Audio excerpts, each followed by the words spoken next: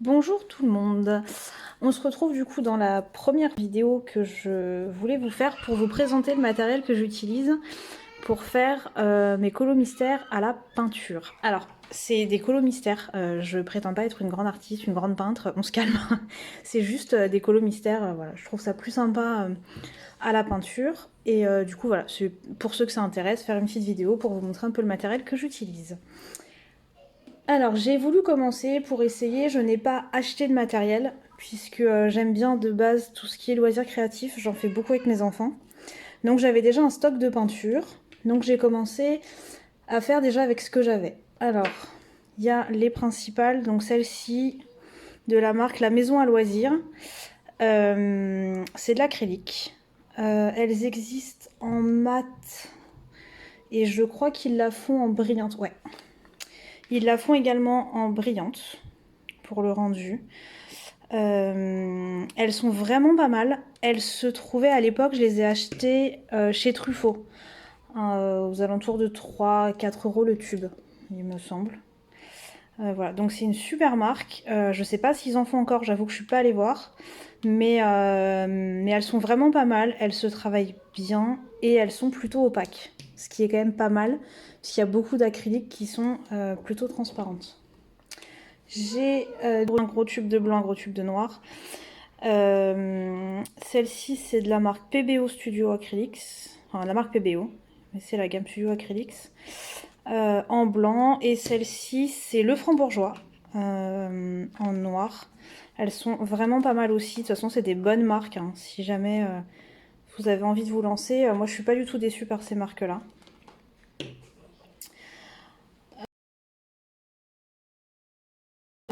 J'ai testé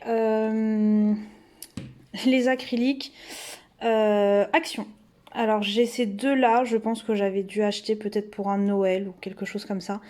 Elles sont pas mal. L'avantage c'est que c'est vraiment des très très gros tubes. Donc éventuellement pour faire des gros fonds ou des choses comme ça, c'est pas trop mal. C'est pas la peinture de l'année, mais c'est pas mal. Je vous déconseille personnellement les autres tubes d'acrylique qu'il peut y avoir en vente chez Action.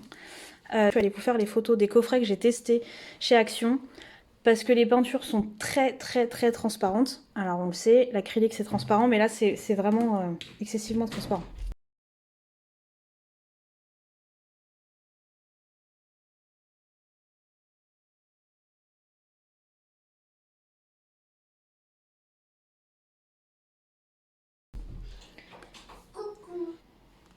J'en ai une autre là, le Franc-Bourgeois, crème d'acrylique brillante. Celle-ci par contre j'aime pas du tout. Elle est pas opaque du tout du tout. Elle est très transparente. Donc c'est pas top pour au niveau couvrance, c'est pas terrible. J'ai voulu tester récemment. Je me suis dit bon, il y a quelque chose que je vais pas réussir à faire, c'est les couleurs peau. Donc je me suis laissé tenter à acheter ces deux tubes là.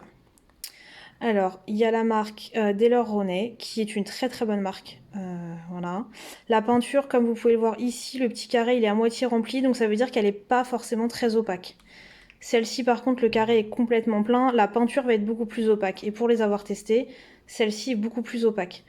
Donc c'est la marque Monali que j'ai trouvée chez Cultura. Voilà, teinte chair, ça marche très très bien. On va passer au super coffret. Alors, celui-ci, c'est le coffret de la marque Arteza. C'est de l'acrylique. Et c'est le coffret de 60. Donc, vous allez le recevoir comme ça. J'ai laissé dans les racks pour l'instant. Je reçois bientôt une boîte en bois pour les ranger. Plus grande. Parce que très franchement, quand on doit aller chercher un tube, soulever les 5 racks, là, c'est vite un enfer. Donc, vous allez recevoir les 5 racks comme ça.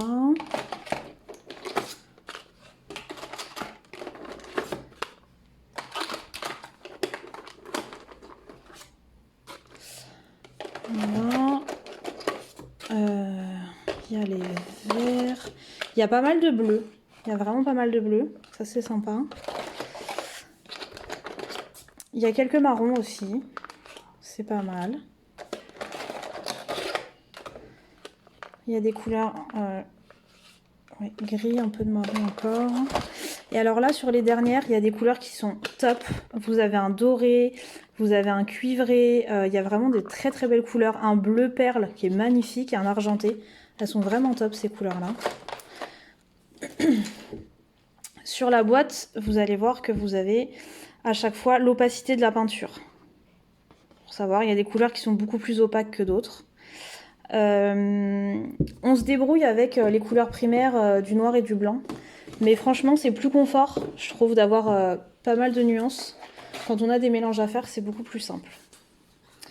Donc là, je vous mets le nuancier que j'ai déjà fait. Donc voilà, on voit qu'il y a des couleurs, je sais pas si vous allez bien voir. Il y a des couleurs qui sont vraiment plus transparentes que d'autres. Notamment celle-ci, là, sur les couleurs en bas, il y a quelques marrons qui sont vraiment transparents. Les verts, j'en parle même pas. Je crois qu'il n'y a pas un seul vert dans les acryliques qui soit avec une opacité complète. Voilà, et j'ai mis sur 2 feuilles, ça ne rentrait pas évidemment. Voilà, les magnifiques couleurs dont je vous parlais.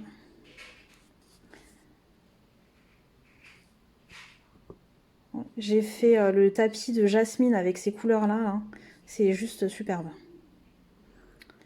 Voilà pour les acryliques.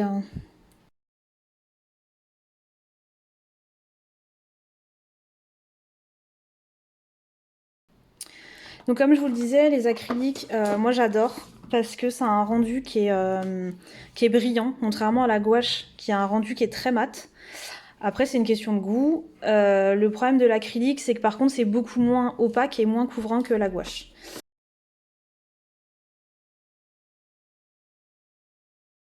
Donc ce que j'ai fait, c'est que j'ai également pris cette boîte-là, les gouaches Arteza. Je sais qu'il existe aussi un coffret de 60, comme les acryliques, qui est en rupture de stock actuellement. Mais je sais qu'il existe. Mais comme j'ai déjà les 60 acryliques Arteza, je me suis dit que ça allait suffire. Parce qu'en fait, ce que je fais, c'est que je viens mélanger, à peu près à 50-50, un peu de gouache et un peu d'acrylique. Et là, hop. Donc là, j'ai que la boîte de 24, donc il y a beaucoup moins de rack à sortir, hein, évidemment. Voilà. Il y a 2 blancs, un blanc titanium et un blanc classique. Le blanc classique, il est légèrement jaune. Le titanium, il est vraiment blanc de chez blanc. C'est très sympa. Voilà, il y a quelques bleus, ça me suffit pour ce que j'ai à faire. Pour mélanger avec mes acryliques, c'est largement suffisant. Là, il y a les quelques rouges. Je n'ai pas encore fait le nuancier, mais dès que je le fais, je vous le rajoute à la vidéo où je referai une vidéo à part. C'est pas très grave, je vous le mettrai dans les commentaires. Donc voilà les couleurs qu'il peut y avoir. Moi, je les mélange toutes les deux et j'obtiens un rendu satiné en fait. C'est pas vraiment brillant, mais c'est pas mat non plus. Ça fait un peu satiné. Je vais vous montrer après sur un colo ce que ça donne.